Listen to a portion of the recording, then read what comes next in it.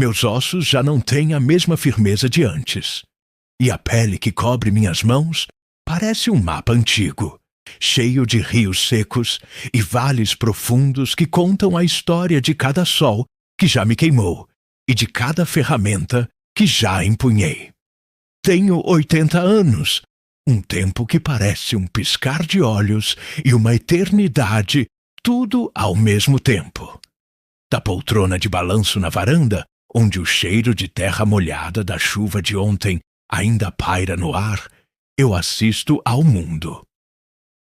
Mas a verdade é que o meu mundo, o meu orgulho, a razão pela qual este coração velho ainda bate com força de tambor em dia de festa, está muitas vezes dentro daquela caixa mágica que chamam de televisão. Vejo um rapaz, um menino para mim, correndo num gramado que parece um tapete de esmeralda, tão verde e perfeito que mal parece real. Ele usa a camisa da seleção ou de um time de nome estrangeiro que mal consigo pronunciar. Mas para mim, ele ainda é o Juninho. As pessoas veem o ídolo, meu Neymar, o gênio, o milionário. Eu vejo o menino magricela de Mogi das Cruzes, com os joelhos ralados e um sorriso que podia desarmar a mais dura das tristezas. Vejo a poeira do campo de terra batida subindo a cada drible. A bola de capotão, pesada e surrada, colada nos seus pés como se fosse parte do seu próprio corpo. Cada gol que ele marca hoje, cada troféu que ele levanta, é um pedaço da minha própria alma, sendo erguida aos céus. É a confirmação de que cada gota de suor, cada noite mal dormida, cada sacrifício que pareceu insuportável na época, valeu a pena. Ah, se valeu! As pessoas não imaginam o caminho. Elas veem a glória, mas não conhecem a luta. Não conhecem as portas fechadas, os estômagos que por vezes roncaram mais alto que os sonhos, as humilhações silenciosas que engolimos com um nó na garganta. Mas nós sabíamos. Eu, meu filho Neymar, um pai guerreiro como poucos, minha nora Nadine, uma fortaleza em forma de mulher, e a pequena Rafaela, sempre com um olhar de admiração. Nós éramos uma muralha, e no centro de tudo, protegido por essa muralha, estava o nosso tesouro, o nosso menino de ouro, lapidado na dificuldade e no amor incondicional. Antes que eu me perca nas brumas da memória e comece a contar os causos mais pesados, quero fazer um pedido a quem quer que esteja ouvindo ou lendo esta minha velha confissão. Se estas palavras de um avô orgulhoso, que viu um sonho improvável florescer no solo mais árido, tocarem de alguma forma o seu coração, peço que demonstrem seu apoio. É um jeito de espalhar a mensagem de que a fé, a família e a persistência podem sim mudar o destino. Então, se você estiver assistindo a este relato em algum canal, por favor se inscreva. É de graça e ajuda essa história a chegar mais longe, a inspirar outros avós, outros pais, outros meninos sonhadores. Deixe também a sua curtida, o seu gostei, como dizem os jovens. É como um abraço virtual que este velho senhor recebe com o coração aquecido. E, por fim, eu adoraria saber de onde minha voz está ecoando. Escreva aí nos comentários a sua cidade e o seu país. Quero imaginar o rosto de cada um, em cada canto do mundo, compartilhando um pedacinho da nossa jornada. Fico imaginando se tem alguém me ouvindo do Japão, da África, da Europa. Saber que a saga do meu Juninho, que começou num campinho de terra aqui no Brasil, alcançou o mundo inteiro, é uma alegria que não cabe no peito. É a prova de que sonhos não têm fronteiras. Muito obrigado a todos.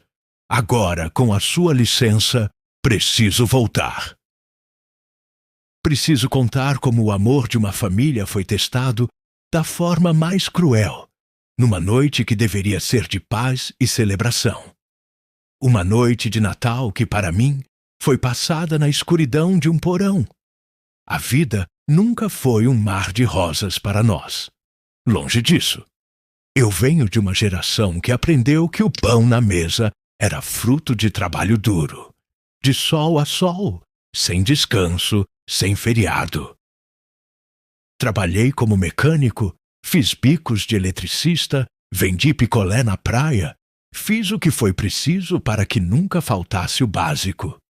E ensinei isso ao meu filho, o pai do Juninho. Ele herdou a minha teimosia e a minha força de vontade.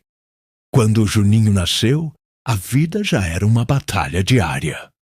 Morávamos em uma casa simples, muito simples, mas cheia de amor. E foi ali, naquele chão de cimento batido, que vimos pela primeira vez a magia acontecer. Ele não andava. Ele flutuava com a treinado. Era um dom, uma bênção divina. Meu filho, Neymar pai, percebeu isso antes de todo mundo. Ele tinha um olhar clínico, a visão de quem também amou o futebol, mas não teve a mesma sorte. E ele fez uma promessa, a si mesmo e a nós. Ele faria do filho dele o jogador que ele não pôde ser. E essa promessa se tornou a nossa religião. O dinheiro era curto, curtíssimo. Lembro-me de incontáveis vezes em que o dinheiro do aluguel virava o dinheiro da chuteira nova. A mistura para o feijão virava a passagem de ônibus para levar o menino ao treino. E ninguém reclamava. Nadine, minha nora, era a maestrina silenciosa dessa orquestra. Ela fazia milagres com o pouco que tínhamos, esticava cada centavo como se fosse elástico, e ainda encontrava tempo para curar os machucados, dar o carinho e garantir que a cabeça do nosso pequeno craque estivesse no lugar. Ela é a rocha daquela família. Sempre foi. O amor dela e a visão do meu filho foram o combustível. Eu era o estepe, o suporte, o quebra-galho. Eu juntava minhas economias, que quase não existiam, para completar o dinheiro de uma viagem para um teste. Eu ficava com a Rafaela, a irmãzinha dele, para que Nadine pudesse acompanhar o marido e o filho. Eu consertava o chuveiro queimado, a fiação velha da casa, para que eles não tivessem mais essa preocupação. Era um trabalho de formiguinha, uma construção coletiva. A ascensão do Juninho não foi um meteoro, como muitos pensam. Foi uma escada degrau por degrau, cada um cimentado com o nosso suor, com as nossas lágrimas e, acima de tudo, com a nossa união. A gente via o talento dele e sabia que era algo especial. Ele driblava 3, 4 garotos mais velhos com uma facilidade que assustava. Os treinadores ficavam de queixo caído. Mas o mundo do futebol é cruel. Não basta ter talento. É preciso ter estrutura, contatos, dinheiro. E nós não tínhamos nada disso. Apenas a nossa fé inabalável. Lembro de uma vez que a chuteira dele rasgou bem no meio, um dia antes de uma peneira importante. Não tínhamos um tostão furado. Meu filho chegou em casa com o rosto pálido, derrotado. Eu vi o desespero nos olhos dele. Naquela noite, peguei um pedaço de couro velho que guardava na minha caixa de ferramentas, agulha e linha grossa, e passei a madrugada inteira costurando aquela chuteira. Meus dedos grossos e calejados mal conseguiam passar pela agulha. Ficaram doloridos, sangrando. Mas quando o sol nasceu, a chuteira estava ali, remendada, feia, mas funcional. Quando o Juninho a calçou, o sorriso que ele me deu pagou toda a dor, todo o cansaço. Ele passou naquele teste.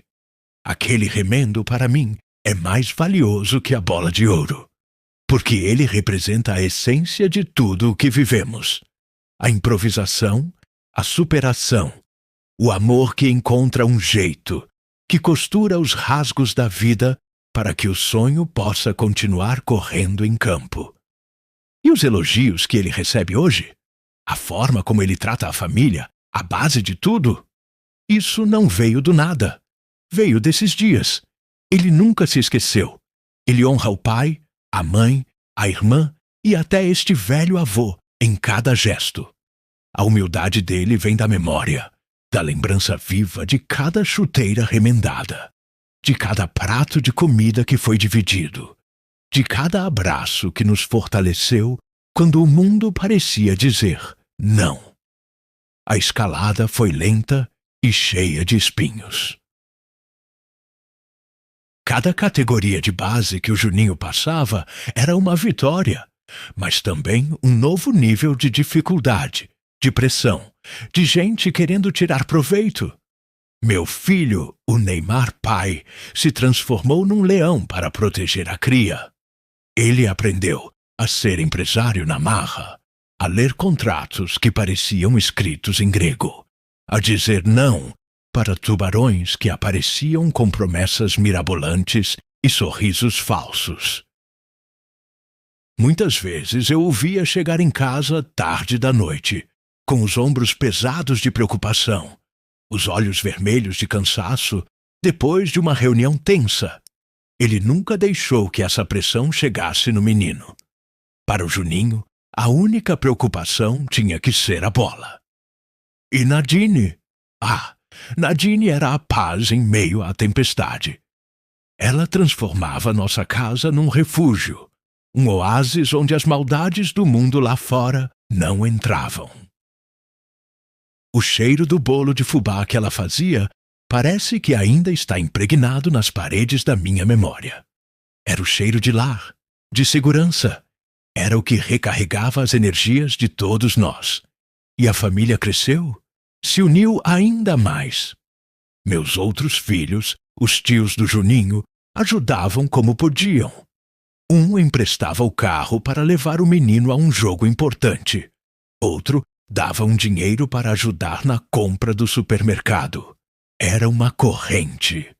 A força de um era a força de todos. E o Juninho sentia isso. Ele sabia que não estava jogando só por ele. Cada drible era pela mãe.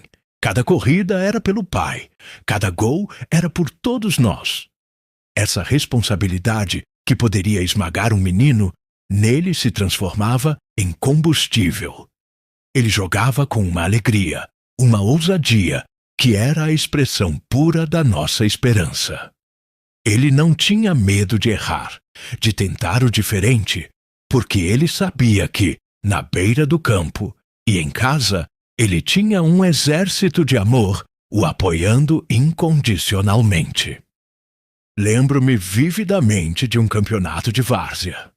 Afinal, o time do Juninho estava perdendo de 1-0. O campo era um lamaçal por causa da chuva. A torcida adversária gritava, ofendia.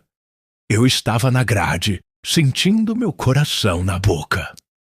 Vi o Juninho olhar para o pai na lateral do campo. Meu filho não gritou, não deu instruções táticas.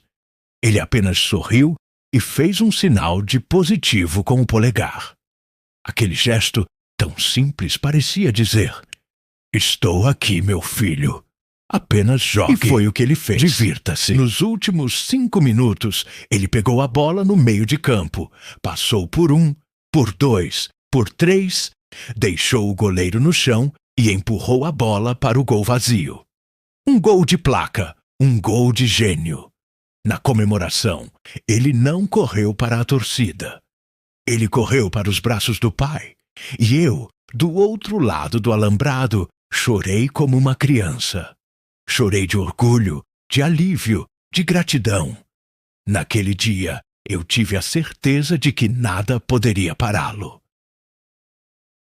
O talento era dele, mas a força, a resiliência, a cabeça no lugar, isso era nosso. Era a obra da nossa família. Era o resultado de cada bolo de fubá da Nadine, de cada noite mal dormida do meu filho, de cada centavo que eu juntei. E é por isso que me enche de orgulho ver a família que ele construiu hoje. O amor que ele tem pelo filho dele, o Davi Luca, o jeito como ele cuida da Bruna, a forma como ele mantém todos por perto. Ele aprendeu a lição mais importante, não nos campos, mas dentro de casa, a de que a verdadeira vitória não está nos troféus, mas na força dos laços que nos unem. A família sempre foi e sempre será o seu maior título. E o mundo começou a notar o brilho diferente daquela pequena estrela. O Santos, o time do Rei Pelé, abriu as portas. Foi um sonho se realizando. Mas também foi o começo de um novo tipo de luta. A visibilidade trouxe consigo a cobiça, a inveja, o interesse. Foi nessa época que as coisas começaram a ficar mais complicadas, mais perigosas.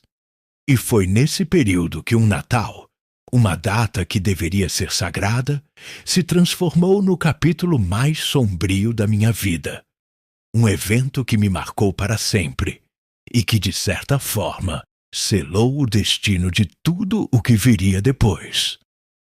A inocência estava, aos poucos, sendo forçada a dar lugar a uma malícia que nós mal compreendíamos. A gente só queria que o menino jogasse bola. Mas o futebol, meus caros, é muito mais do que um jogo. É um negócio. E negócios, às vezes, são feitos na escuridão. A estreia do Juninho no time profissional do Santos foi como o nascer de um sol em plena madrugada. Iluminou tudo. O nome dele estava na boca do povo, nos rádios, nos jornais. Aquele menino franzino, que parecia dançar com a bola, trazia uma alegria nova para o futebol. E para nós, era a materialização de um sonho que tinha sido regado com tanto suor e tanta lágrima. De repente, a nossa casa, antes um santuário de paz e simplicidade, começou a receber um fluxo de gente que nunca tínhamos visto. Eram repórteres, empresários, gente com pasta de couro e sorriso largo. E com eles veio o dinheiro. Não uma fortuna, ainda não, mas o suficiente para sairmos do aluguel, para ter uma geladeira sempre cheia, para respirar um pouco. Meu filho, Neymar pai, teve que envelhecer 10 anos em um. A responsabilidade nos seus ombros era colossal. Ele não era mais apenas o pai. Era o gerente, o conselheiro, o escudo. E ele foi gigante. Ele estudava, se preparava, buscava conselhos com os mais experientes, tudo para proteger o filho das armadilhas daquele mundo. E a Nadine, sempre ela, era a âncora que nos mantinha com os pés no chão. Ela organizou a nova casa, matriculou os filhos na escola e, o mais importante, manteve a nossa rotina de fé e união. A primeira coisa que ela fez na casa nova foi montar um pequeno altar para agradecer a Deus. Ela sempre dizia: o sucesso sobe a cabeça, mas a oração mantém o joelho no chão. E essa sabedoria dela foi o que nos salvou de nós mesmos. Mas toda luz forte, como eu disse, atrai não só borboletas, mas também insetos e serpentes. E a serpente, no nosso caso, veio de dentro, disfarçada de parente. Um primo distante, Valdo, que eu não via há mais de 20 anos, apareceu em nosso portão. Um homem de fala macia, roupas vistosas demais para o seu histórico e olhos que se moviam rápido, calculando o valor de tudo o que viam. Ele chegou com um discurso de orgulho da família, de querer ajudar, de fazer parte desse momento histórico. No começo, fomos cordiais. Sangue é sangue, afinal. Mas eu, com a experiência que a vida me deu, senti um cheiro de enxofre nele. Havia uma falsidade no seu abraço, uma cobiça no seu elogio. Ele começou a se aproximar do meu filho. Dava palpites sobre os contratos do Juninho, Apresentava amigos investidores que prometiam multiplicar o dinheiro da família. Criticava sutilmente o jeito provinciano como estávamos lidando com a carreira de uma futura estrela mundial. Ele queria poder, queria controle. Ele plantava a semente da discórdia, dizendo que meu filho estava sendo muito mole, que precisava ser mais agressivo nos negócios. E eu via meu filho, exausto pela pressão, começando a ouvir, a duvidar. Foi aí que me posicionei. Numa noite, chamei meu filho para conversar no quintal. Meu filho, eu disse, com a voz calma mas firme, o maior tesouro que nós temos não é o talento do Juninho, é a nossa união. É a confiança que temos um no outro. Esse homem, o Valdo, ele não quer somar. Ele quer dividir para conquistar. Ele cobiça o que não ajudou a plantar. Cuidado! Meu filho me ouviu. Ele sempre me respeitou muito. Mas ele estava no olho do furacão. E a lábia do Valdo era venenosa, sedutora. O Valdo percebeu que eu era uma barreira. Ele começou a me tratar com um respeito irônico, a fazer piadas sobre as minhas ideias antigas, a me chamar de velho turrão na frente dos outros, como se fosse uma brincadeira. Ele tentava me isolar, me desmoralizar. A tensão crescia a cada dia. A casa, antes um refúgio de paz, agora tinha cantos onde se cochichavam segredos e desconfianças. Nadine sentia tudo e tentava, com sua força imensa, manter a harmonia, mas até ela parecia cansada daquela energia ruim. O Juninho, graças a Deus, era mantido o mais longe possível disso tudo. Para ele, o Valdo era apenas um tio novo e extravagante que lhe dava presentes caros. Presentes que meu filho o obrigava a devolver. O Juninho era a nossa prioridade. O seu bem-estar mental era inegociável.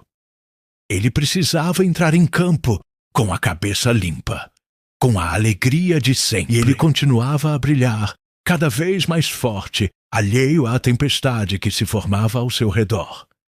Aquele ano estava chegando ao fim. Foi um ano de vitórias incríveis para o Juninho, de conquistas que nunca tínhamos ousado sonhar. Decidimos que faríamos uma grande festa de Natal. Seria na nossa nova casa, um sobrado espaçoso. Seria uma celebração da vida, das nossas conquistas, da nossa união. Convidamos toda a família, os de perto e os de longe. E Valdo, claro, se convidou. Ele prometeu trégua. Disse que queria apenas celebrar o sucesso do nosso menino. Meu filho, com seu bom coração, acreditou. Eu não. Na semana do Natal, a coisa ficou feia. Valdo apresentou um contrato de um investidor europeu para o meu filho. Era um documento que, na prática, daria a ele e a esse suposto investidor um controle absurdo sobre a carreira do Juninho, uma porcentagem leonina dos ganhos futuros. Era um roubo. Meu filho, pressionado, ficou de analisar. Eu peguei aquele contrato e, mesmo com meu pouco estudo, vi as armadilhas. Rasguei o papel na frente do Valdo. Enquanto eu estiver vivo, eu gritei, você não vai transformar meu neto num escravo de luxo. A carreira dele é da nossa família, não de abutres como você. O ódio nos olhos dele naquele momento foi algo que nunca esquecerei. Ele não disse nada, apenas me olhou com um sorriso gelado e saiu. Aquele olhar era uma promessa de vingança. Chegou o dia 24 de dezembro. A música tocava, as crianças corriam. Mas eu não conseguia relaxar. Eu sentia os olhos do Valdo em mim o tempo todo. Ele circulava pela festa cumprimentando a todos, enchendo o copo do meu filho, sempre com aquele sorriso de Judas. Eu era a pedra no sapato dele. Eu era o velho que podia estragar o seu plano mestre. E ele sabia que, enquanto eu estivesse ali, de pé, lúcido, meu filho não assinaria nada. Não cairia em nenhuma armadilha. Ele precisava me tirar do caminho. E no meio da alegria forçada daquela noite de Natal, ele encontrou a sua oportunidade. A ceia de Natal foi servida. A mesa era farta como nunca antes em nossa história. Havia peru, chester, frutas, doces de todos os tipos. Um banquete que, em outros tempos, só veríamos em novelas. Mas a comida parecia não ter gosto para mim.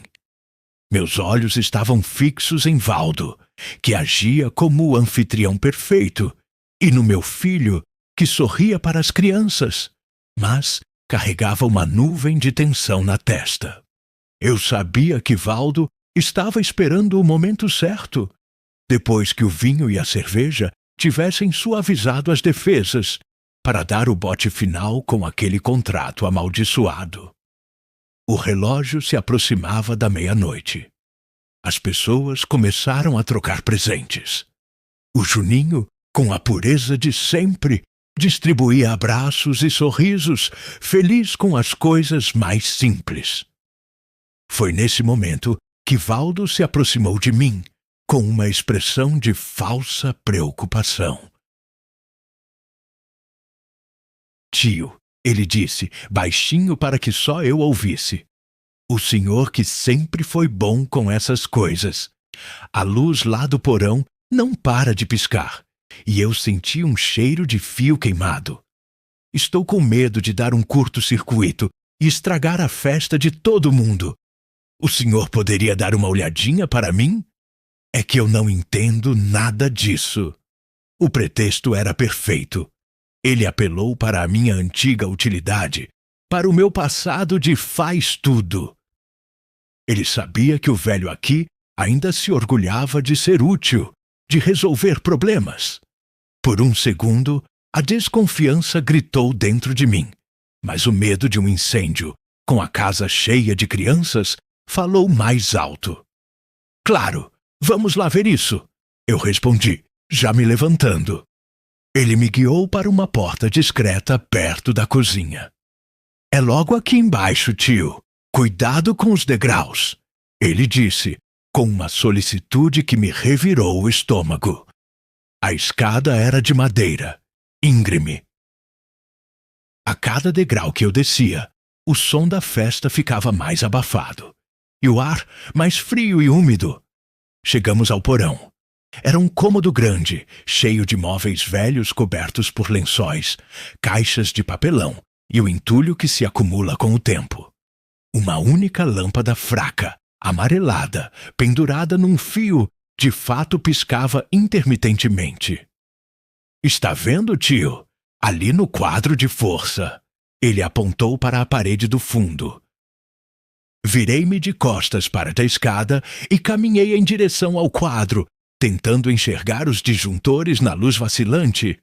Foi quando ouvi o som de passos rápidos subindo a escada.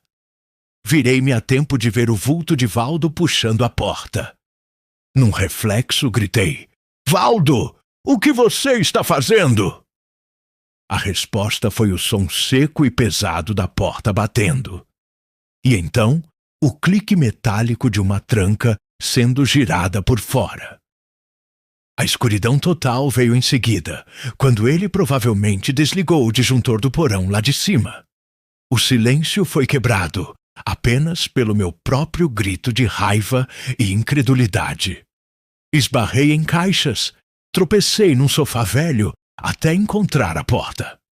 Bati com os punhos fechados com toda a força que meus 80 anos permitiam. Abre essa porta, seu covarde! Abre aqui, Valdo! Minha única resposta era o som distante da música de Natal e das risadas que vazavam pelas frestas do assoalho. Ninguém podia me ouvir. Aquele porão era quase à prova de som. A raiva deu lugar a um pânico frio. Ele não me prendeu aqui por maldade. Ele me prendeu aqui com um propósito. Lá em cima, ele estava com meu filho. Sem mim para alertá-lo, sem a minha presença para lembrá-lo da nossa luta, meu filho estava vulnerável. O desespero me invadiu. Eu não estava apenas preso, eu estava sendo neutralizado. Eu era um general trancado numa torre, enquanto seu exército enfrentava a batalha. Cada minuto decisiva que eu passava ali, no frio e na escuridão, era uma oportunidade para aquela serpente injetar seu veneno, para convencer meu filho a assinar aquele papel, a entregar o futuro do meu neto. O tempo se arrastava. Sentei-me no chão gelado de cimento, as costas apoiadas na porta fria de madeira. O frio começou a entrar nos meus ossos, uma dor familiar, mas agora acompanhada por uma impotência terrível. Eu ouvia os sons da festa como se viessem de outro mundo. Ouvi o coro de Feliz Natal quando deu meia-noite. Imaginei o Juninho abraçando os pais, os primos. E eu, o avô, o patriarca, estava ali, a poucos metros de distância, enterrado vivo. As horas passavam. A música foi diminuindo. Ouvi vozes de despedida, o som de carros partindo. A casa foi se silenciando. E o silêncio era ainda mais aterrorizante que o barulho. Significava que a festa tinha acabado. E eu ainda estava ali. Será que ninguém notou a minha ausência? Será que Valdo inventou alguma desculpa? Disse que eu passei mal e fui para o meu quarto. A minha mente, torturada, criava 1000 cenários. Na escuridão completa, meus outros sentidos se aguçaram. O cheiro de mofo, de poeira antiga, o som da minha própria respiração, do meu coração batendo forte no peito. E então comecei a tremer, não só de frio, mas de uma fúria gelada. Comecei a rezar. Não por mim. Pedi a Deus que desse clareza ao meu filho, que ele se lembrasse de cada chuteira que remendei, de cada sacrifício da mãe dele, de cada lágrima que derramamos juntos. Pedi que o amor da nossa família fosse um escudo mais forte que a ganância de um homem mau. Pedi que a luz do meu neto, a sua alegria pura, não fosse manchada por aquele ato sórdido. Eu pensei no Juninho. Imaginei seu rosto, seu sorriso. Ele era a razão de tudo aquilo.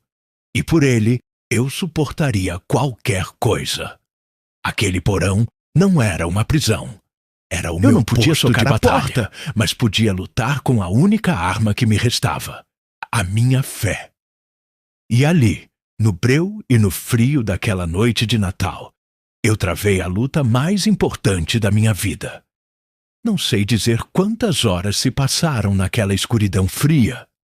Perdi a noção do tempo, mergulhado num estado de vigília e oração. O frio era tanto que meus dentes batiam e as juntas dos meus dedos doíam como se estivessem sendo esmagadas. Mas, estranhamente, meu coração estava calmo. Feito a minha parte, tinha travado a minha batalha silenciosa. O resto estava nas mãos de Deus e na força do caráter que ajudei a construir no meu filho. Foi um som sutil que me despertou daquele torpor. Um arrastar de pés no andar de cima. Depois, a voz de Nadine, suando preocupada. Ué, o vovô não dormiu no quarto dele. Ouvi a voz do meu filho, pesada de sono e talvez de álcool. Achei que ele já tinha ido deitar. Ele sumiu da festa. E então, o pânico começou a crescer na voz de Nadine. Neymar, eu não o vi sair. Procurei para dar a bênção de Natal e não o achei. Tem algo errado. Ouvi passos apressados, portas se abrindo e fechando. Eles estavam me procurando. Juntei o resto das minhas forças e comecei a bater na porta de novo. Não com raiva, mas com um ritmo constante, metódico. Estou aqui, no porão.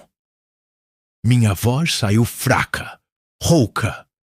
Bati de novo, usando um pedaço de madeira que encontrei no chão. O chão ecoou pela casa silenciosa. De repente, os passos pararam do outro lado da porta. Pai, é o senhor? Era a voz do meu filho, cheia de descrença. Sou eu, meu filho. Abra a porta. Ouvi um barulho de chaves, uma tentativa frustrada. A porta está trancada por fora, Valdo! Cadê aquele desgraçado? A verdade caiu sobre eles como uma bigorna. Minutos depois, que para mim pareceram uma eternidade, ouvi o som de uma ferramenta forçando a fechadura. E, finalmente, a porta se abriu. A luz do corredor me cegou. Meu filho e Nadine estavam ali, com os rostos marcados pelo choque e pela culpa. Ao me verem encolhido, tremendo de frio, os olhos da minha nora se encheram de lágrimas. Meu filho me abraçou com uma força que quase quebrou meus ossos velhos, o seu corpo tremendo de uma fúria contida. Quem fez isso com o senhor, pai? Quem? Quem você acha, meu filho? Eu respondi simplesmente.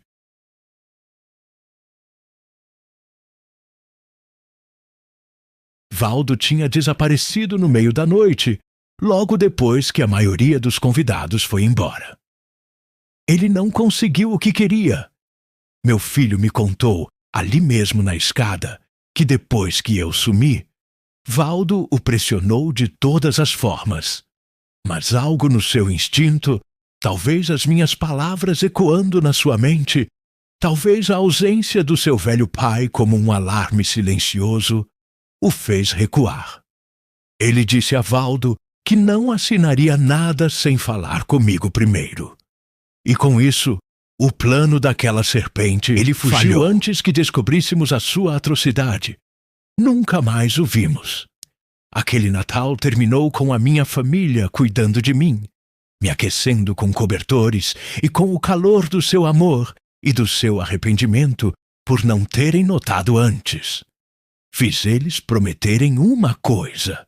O Juninho e a Rafaela jamais saberiam daquele episódio.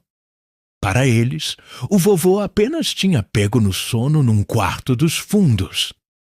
A alegria deles não seria contaminada por aquela sujeira, por aquela maldade.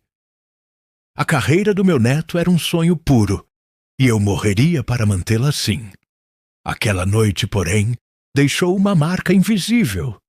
Ela selou a nossa união com o cimento da desconfiança no mundo exterior, mas também com uma gratidão infinita um pelo outro. E mudou algo dentro de mim. Eu entendi que o meu maior legado não seria o dinheiro que eu poderia juntar, mas a proteção e a sabedoria que eu poderia oferecer, mesmo depois de partir.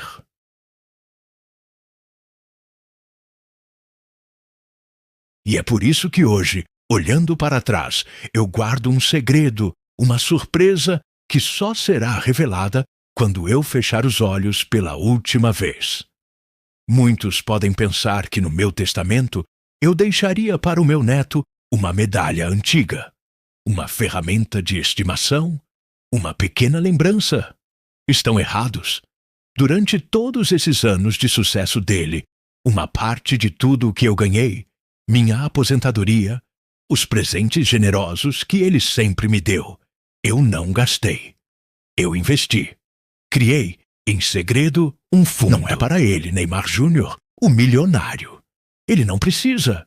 É um fundo com o nome da família, destinado a uma única coisa: proteger os próximos talentos que surgirem na nossa família, ou mesmo em nossa comunidade, para que nenhum menino bom de bola precise se preocupar com chuteiras rasgadas, para que nenhum pai precise se desesperar com o dinheiro da passagem do ônibus. E, principalmente, para financiar a melhor assessoria jurídica possível, para que nenhuma família humilde seja enganada por um contrato de abutres, para que nenhum outro Valdo possa trancar os sonhos de alguém num porão. A surpresa do meu testamento não é um presente, é um escudo. É a minha vingança silenciosa. É a minha forma de garantir que o legado da nossa luta não termine no meu neto. É a transformação da noite mais escura da minha vida numa luz que eu espero brilhará para muitas outras gerações. Meu nome não estará nos troféus, mas o meu amor, a minha proteção, estarão lá, para sempre, defendendo a alegria de um menino correndo atrás de uma bola. E para um velho avô, essa é a única imortalidade que importa.